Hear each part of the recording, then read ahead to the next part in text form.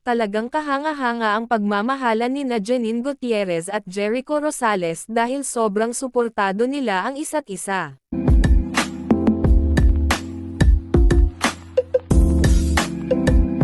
Talagang kahanga-hanga ang pagmamahalan nina Janine Gutierrez at Jericho Rosales dahil sobrang suportado nila ang isa't isa. Hindi nga naman may iwasang kiligin ang fans sa sweetness ng magkasintahan. Matatanda ang nag-organisa si Janine ng isang block screening para suportahan ang pelikula ni Jericho.